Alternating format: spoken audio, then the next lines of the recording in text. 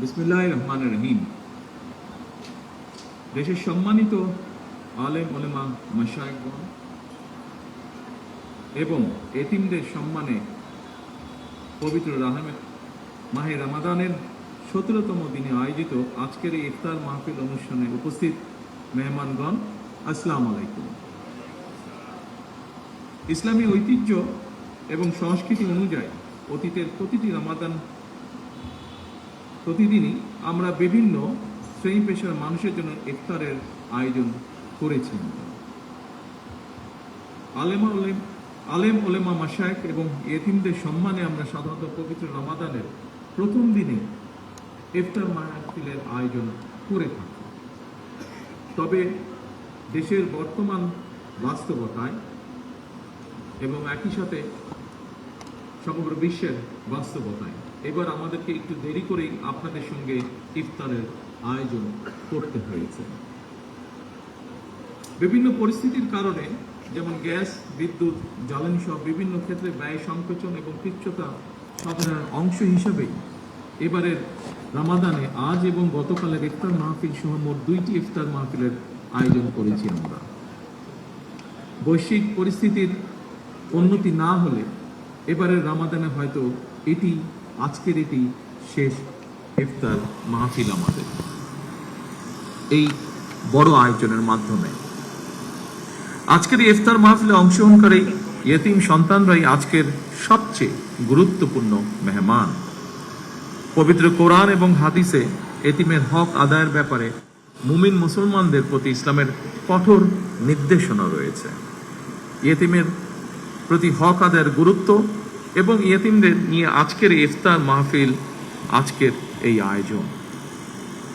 আজকের এই ইফতার মাহফিলে সঙ্গত কারণেই সকল এতিম সন্তানদেরকে আমন্ত্রণ জানানো সম্ভব হয় নাই। তবে এতিমদের ব্যাপারে রাষ্ট্র এবং সরকারের দৃষ্টিভঙ্গি তুলে ধরার ক্ষেত্রে এই ইফতার মাহফিল অবশ্যই একটি প্রতীকী তাৎপর্য বহন করে।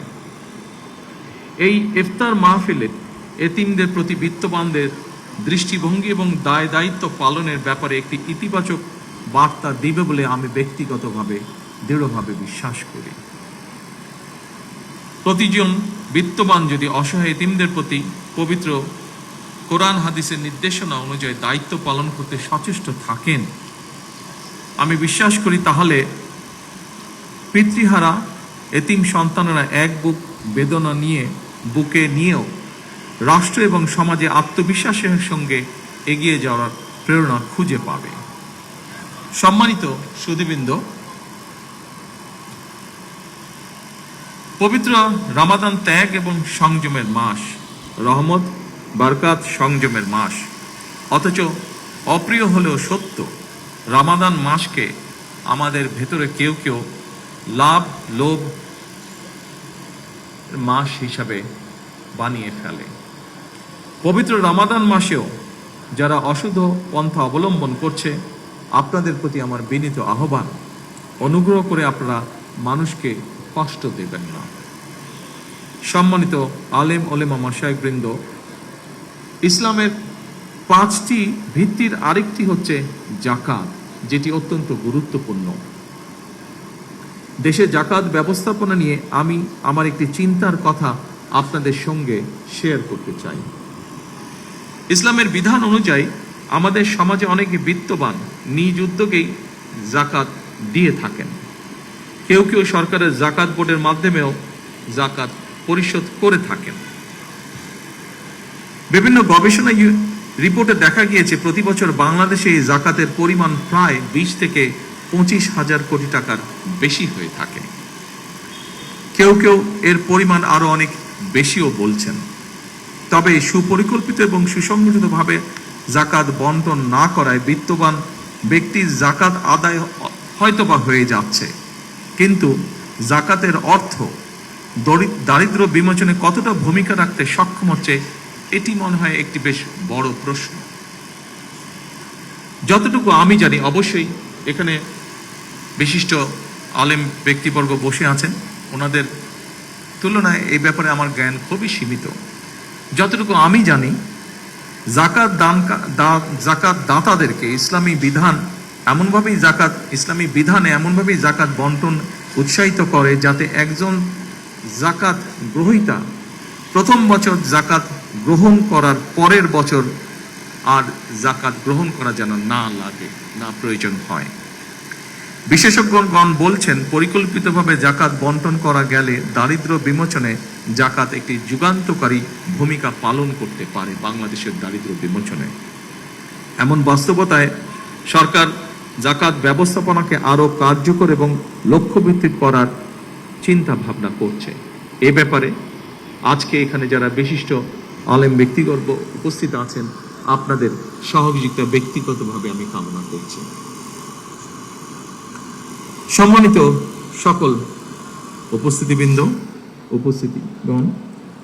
ধনী দরিদ্র সব মিলিয়ে দেশে বর্তমানে পরিবারের সংখ্যা প্রায় 4 কোটির মতো।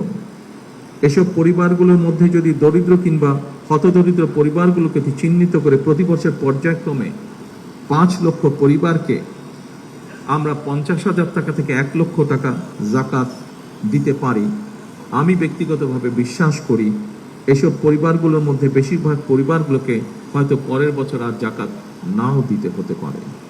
লক্ষ্যভিত্তিক এবং সুনির্দিষ্ট পরিকল্পনার মাধ্যমে যদি জাকাত দেওয়া সম্ভব হয়, তাহলে 10 থেকে 15 বছরের মধ্যে শুধুমাত্র জাকাত ব্যবস্থাপনার মাধ্যমেই দেশের বহুলাংশে দারিদ্র বিমোচনে সম্ভব,